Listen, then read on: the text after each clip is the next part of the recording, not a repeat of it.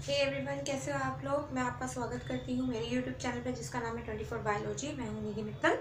मैं आपको करवा रही हूँ chapter number 2 of class 11 kingdom Monera का। उसमें हम टॉपिक डिस्कस कर रहे थे। किंगडम मोनेरा के अंदर हमें क्या करना था, मैं आपको जनरल कैरेक्टरिस्टिक्स करवा रही थी अभी। जैसे जनरल उनकी बैक्टीरियल न्यूट्रिशन करवाई थी, बैक्टीरियल रेस्पिरेशन करवाई थी। Now the topic comes is bacterial reproduction. It's an important topic, to be frank it's an important topic.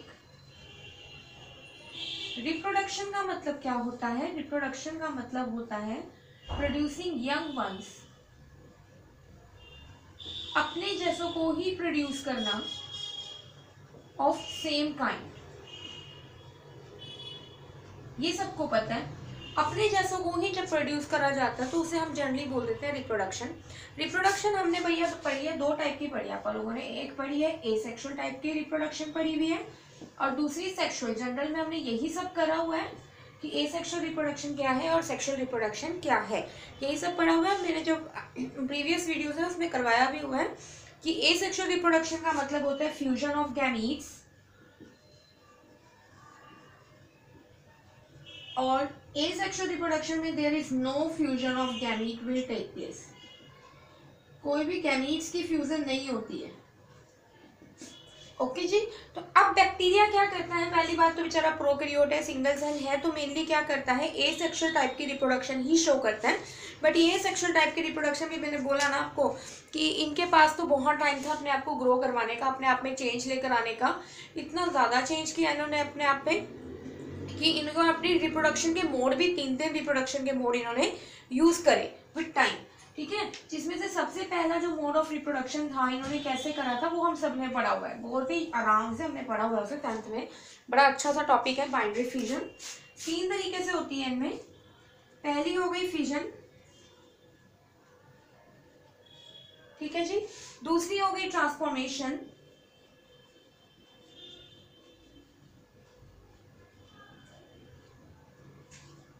और तीसरी हो गई कंजुगेशन।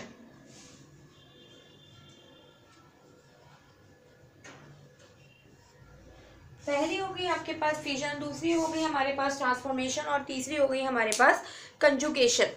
फिजन में क्या होता है भैया, बड़ा सिंपल सा है। फिजन के अंदर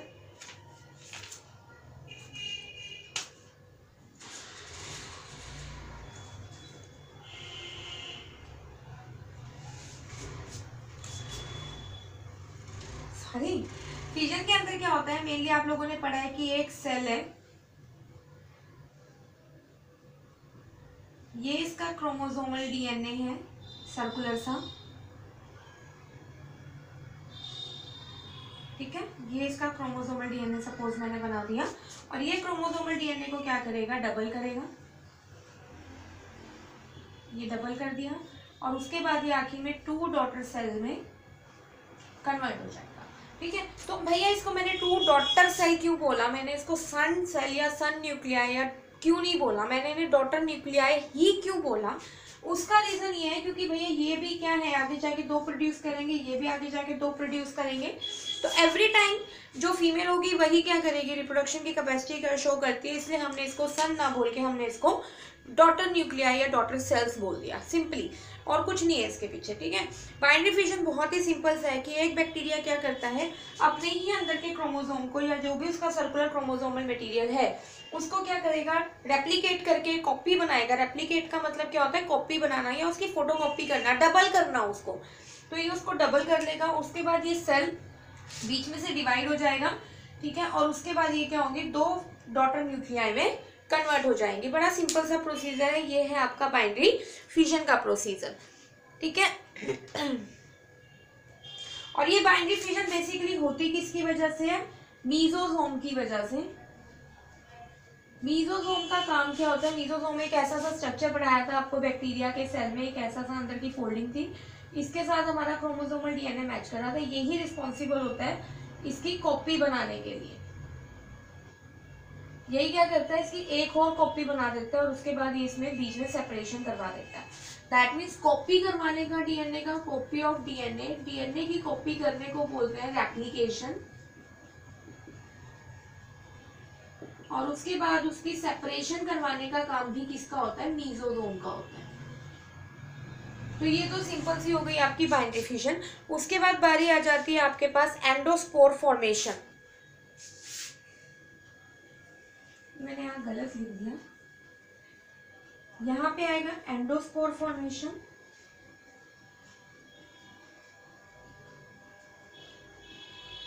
और इसके बाद आएगा जेनेटिक रिकॉम्बिनेशन।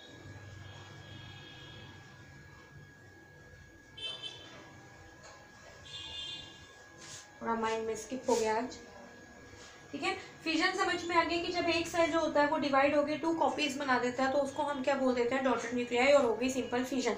इसमें मेजर रोल किसका प्ले होता है, मीजोसोम का। मीजोसोम का काम क्या होता है, डीएनए की कॉपी बनाना और रेप्लिकेशन करवाने का, और दूसरा जब एक बार रेप्लिकेशन हो जाती है तो उसको सेपरेट करने का सेल को, ठीक है भैया। अब उसके बाद बारी क्या आती है आपके पास, एंडोस्पोर फॉर्मेशन।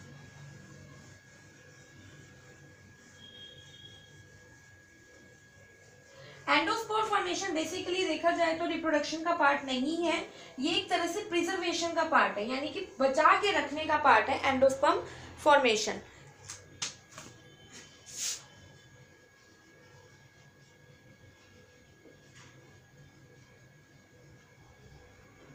एंडोस्पोर का मतलब क्या होता है, जैसे कि जब बहुत ही अनफेवरेबल कंडीशन आ जाए, मान लो बैक्टीरिया के लिए कंडीशन जो है बिल्कुल फेवरेबल नहीं है, या तो उसे खाना नहीं मिला, या उसको टेम्परेचर प्रॉपर नहीं मिल रहा, या तो टेम्परेचर बहुत ज़्यादा हाई हो गया जिसमें वो सर्वाइव नहीं कर सकता, या फिर टेम्परेचर बहुत ही कम हो गया जिसमें वो सर्वाइव नहीं कर सकता, या उसको फूड ही नहीं मिला, कुछ भी मान लो, कोई भी अनफेवरेबल कंडीशन हो सकती है।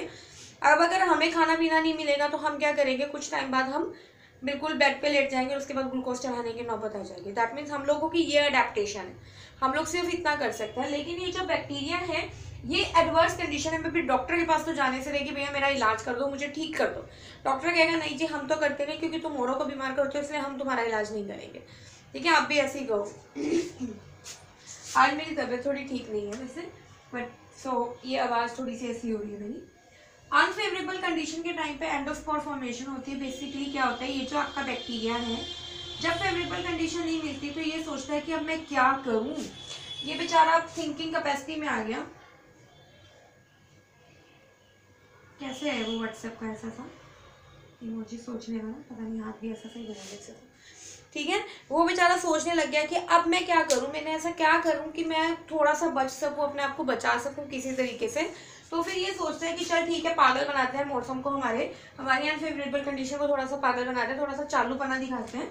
ये इसकी एक कॉपी बना देगा अपने क्रोमोसोमल डीएनए की, जो मेन क्रोमोसोमल डीएनए है, जो सर्कुलर वाला डीएनए है, उसकी एक कॉपी बना देगा। बिल्कुल फोटोकॉपी मेरे से बनी नहीं है पर ये बना देगा फोटोकॉपी, क्योंकि मैं तो बैक्टीरिया नहीं हूँ ठीक है। उसके ऊपर क्या कर लेगा, एक हार्ड कवरिंग चढ़ा देगा,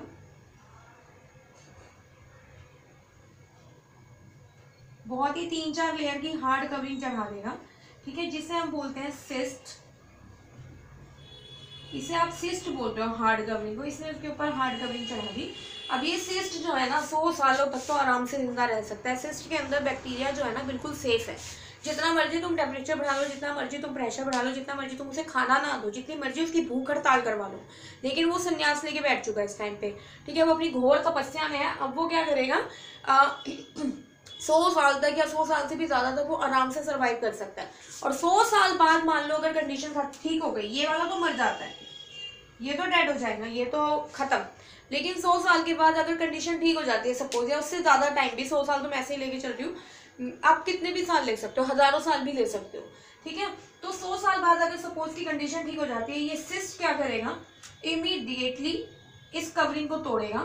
पहले ये सोचेगा, बाहर से देखेगा कि बाहर की कंडीशन ठीक ठाक हो गई, ये इसको तोड़ेगा और यहाँ से फिर से रिप्रोडक्शन करनी स्टार्ट कर देगा, अपना नंबर फिर से बढ़ाना शुरू कर देगा, ठीक है। ये होता है एंडोस्पोर फॉर्मेशन। और ये जो सिस्ट वाली कवरिंग का, ये जो सिस्ट बनी और सिस्ट के बीच में ये क्रोमोसोमल मटेरियल जो बना हुआ है, इसको हम बोलते हैं बच्चा एंडोस्पोर। पूरा ये जो पूरा कंटेंट बना है इसको हम बोलते हैं एंडोस्पोर।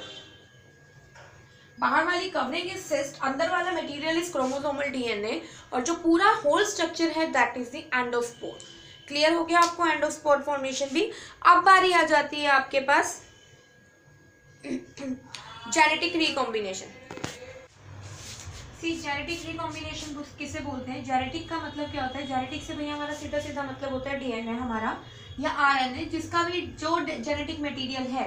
बेसिकली बैक्टीरिया के अंदर DNA is the main genetic material, main genetic material DNA ही होता है, ठीक है। तो जब डीएनए का सम पार्ट ऑफ डीएनए या some information or some genes from DNA are transferred to other bacteria, then basically it is known as genetic recombination। recombination का मतलब क्या हो गया? रिकम्बाइन करना। जैसे ये एक बैक्टीरिया का डीएनए है, ये दूसरे बैक्टीरिया का डीएनए है, दोनों जुड़ गए तो एक अलग ही डीएनए बन गया। So this is basically the genetic recombination. अब जेनेटिक रिकॉम्बिनेशन करने के 3 तरीके हैं इनके पास। ये एक तरीके से नहीं करेंगे, इनके पास बहुत टाइम था अपने आप को चेंज करने का। मतलब पहले रिप्रोडक्शन के 3 तरीके करें, उसके बाद जेनेटिक रिकॉम्बिनेशन के भी 3 तरीके कर लीजिए, ठीक है। जेनेटिक रिकॉम्बिनेशन में बेसिकली क्या होता है? कंबाइन हो रहे हैं 2 बैक्टीरिया आपस में एक दूसरे के साथ, ठीक है जी। तो सबसे पहला आता है जेनेटिक रिकॉम्बिनेशन में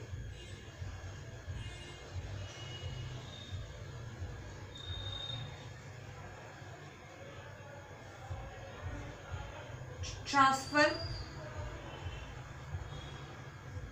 second is transduction, transformation,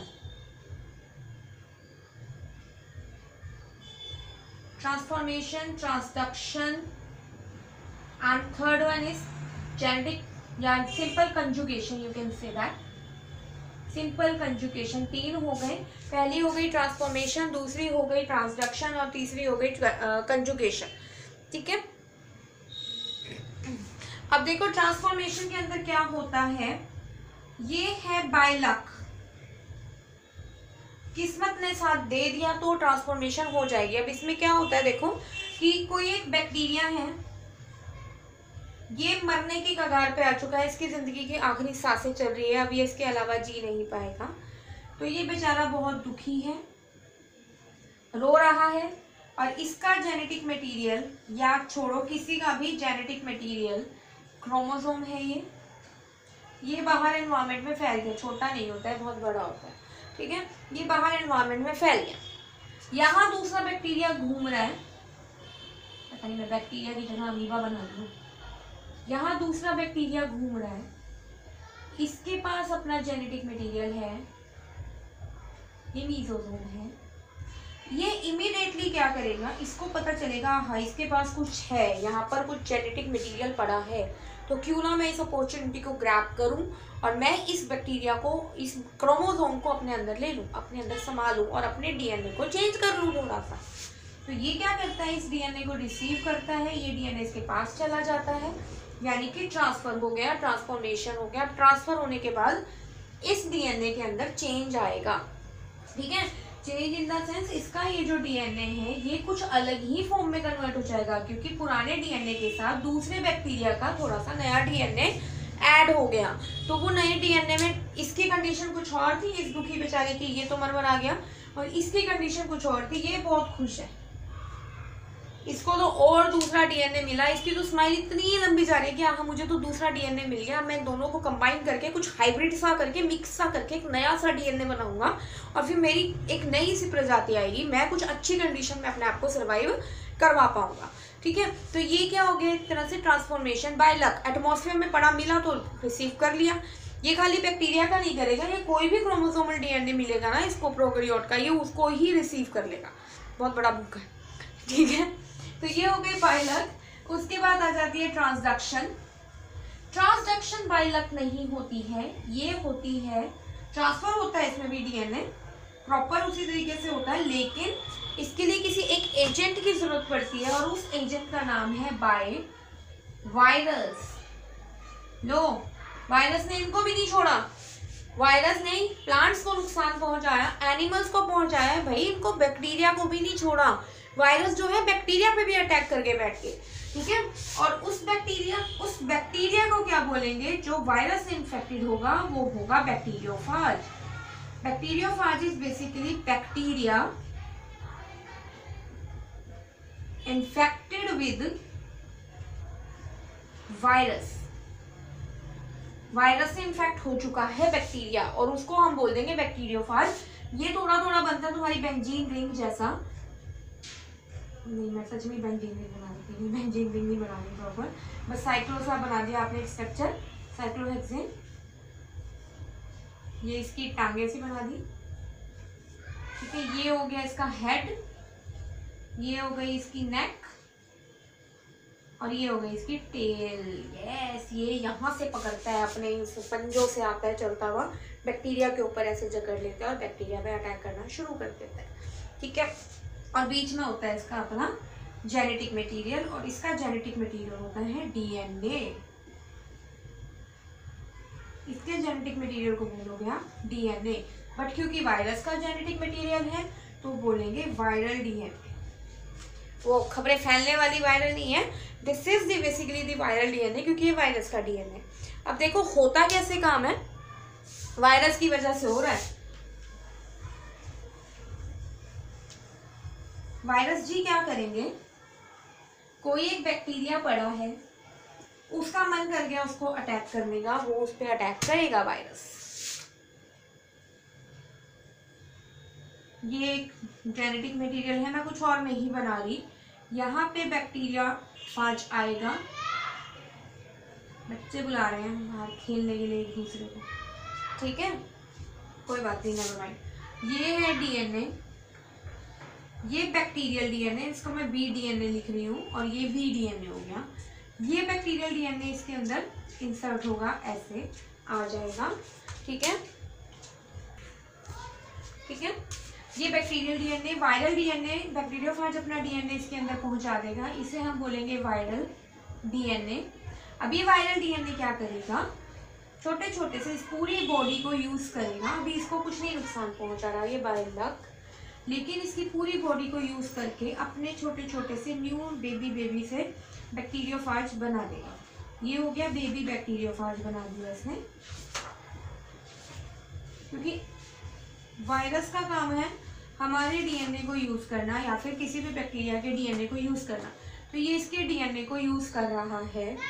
by chance थोड़ा सा रह जाता है, ये बाय चांस है। अब ये बेबी से जो है आपके बैक्टीरियोफाज निकल जाएंगे बाहर, बड़े हो जाएंगे, फिर ये दूसरों पे अटैक करेंगे, ठीक है, और ये फिर वही साइकिल अपनी चलाते रहेंगे।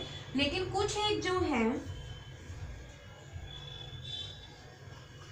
कुछ एक इनमें से क्या करेंगे, अपना डीएनए इस डीएनए के साथ मिक्स करवा देंगे। ये छोटा सा कट गया, यहाँ पे आके ये मैं इसको ऐसे बना रही हूँ थोड़ा सा डार्क करके, तो इस तरीके से इसको इसमें थोड़ा सा क्या कर दिया, इस डीएनए को ही, बैक्टीरिया के डीएनए को इन्फेक्ट कर दिया और ये बैक्टीरिया का डीएनए चला गया, ये वाला थोड़ा सा हिस्सा इसका इसके अंदर, ये देखो मिक्स होके चला गया, ये भी बाहर निकलेगा।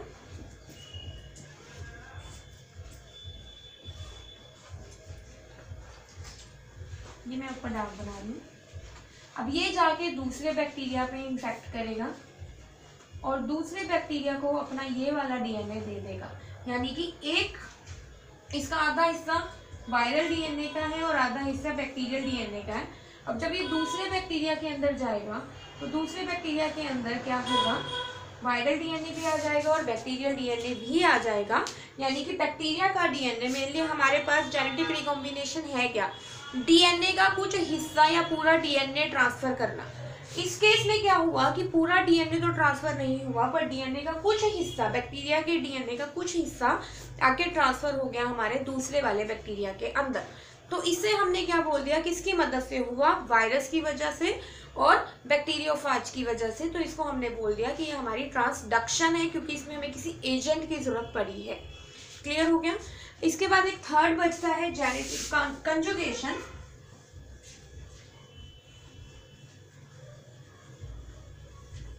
कंजुगेशन थोड़ा थोड़ा सेक्सुअल रिप्रोडक्शन जैसा सा होता है। बच्चे कंफ्यूज हो जाते हैं कि बैक्टीरिया जो है वो सेक्सुअल रिप्रोडक्शन नहीं करता, फिर क्यों कई बुक्स में मेंशन कर देते हैं। तो मेंशन ऐसा कुछ नहीं करते, वो सिर्फ ये बताते हैं कि जो कंजुगेशन है, it is a type of two bacterias are there. Sexual reproduction में फ्यूजन ऑफ गैमीट्स होता है, इसमें गैमीट्स नहीं बनेंगे तो फ्यूजन ऑफ गैमीट्स का कोई सवाल नहीं उठता।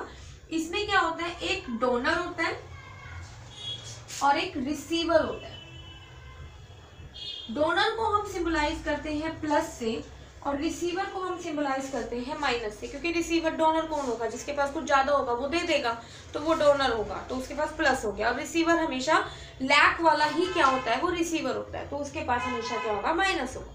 ठीक है, बिकॉज यहाँ रिप्रोडक्शन हो रही है, रिप्रोडक्शन का मतलब फर्टिलिटी से भी हम रिलेट करते हैं, तो एक को हम बोल देते हैं एफ प्लस और एक को हम बोल देते हैं F minus. F stands for fertility,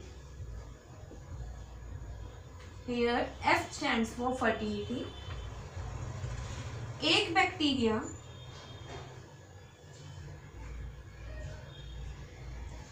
जिसके पास क्रोमोसोमल डीएनए है, ये तो है, इसके पास एक एक्स्ट्रा डीएनए भी है और ये है प्लाज्मिड डीएनए। क्योंकि फर्टिलिटी से रिलेट कर रहे हैं तो हम इसको बोल देंगे एफ प्लाज्मिड। तो इसी वजह से ये जो प्लाज्मिड है, this is the main theme, यही हमारे पास पॉजिटिव को सिंबलाइज करती है कि इसके पास प्लाज्मिड है।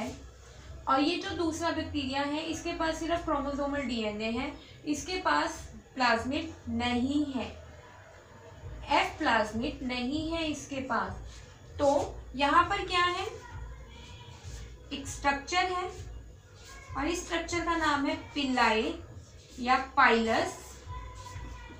ये स्पेशलाइज्ड स्ट्रक्चर है, इसको हम ट्यूब लाइक स्ट्रक्चर भी बोल सकते हैं या रिप्रोडक्टिव स्ट्रक्चर भी बोल सकते हैं, जो हेल्प करता है अटैचमेंट में, एक बैक्टीरिया को दूसरे बैक्टीरिया से जोड़ने का जो काम करता है वो काम किसका होता है, पिल्लाई का होता है या पिल्लस का होता है। ठीक है, तो ये पिल्लाई क्या करेगा, जैसे ही ये नोटिस करेगा कि इसके पास कुछ नहीं है तो ये इसके साथ जाके ऐसे कनेक्ट हो जाएगा, एक ट्यूब लाइक स्ट्रक्चर बन गया, अपना प्लाज्मिड की कॉपी बनाएगा प्लाज्मिड की, अपना प्लाज्मिड देखिए, इसमें थोड़ी काम खत्म करना है अपना, और इस प्लाज्मिड को यहाँ पे शिफ्ट करवा देगा। ये प्लाज्मिड यहाँ पर शिफ्ट हो गया। अब दोनों के दोनों ही क्या बन गए, डोनर बन गए, दोनों के पास क्या हो गया, प्लाज्मिड फैक्टर हो गया, एफ प्लाज्मिड डीएनए जो है दोनों के पास अब प्रेजेंट है। अब ये किसी और नेक्स्ट के साथ जाके जुड़ेगा और ये किसी और नेक्स्ट के साथ जाके जुड़ेगा, तो इस टाइप को कंजुगेशन बोलते हैं, बैक्टीरियल कंजुगेशन हम इसी को बोलते हैं। ठीक है, with this your topic of reproduction is complete and please like share and subscribe my video, और पढ़ते रहिए, हंसते रहिए, खेलते रहिए और सक्सेसफुल।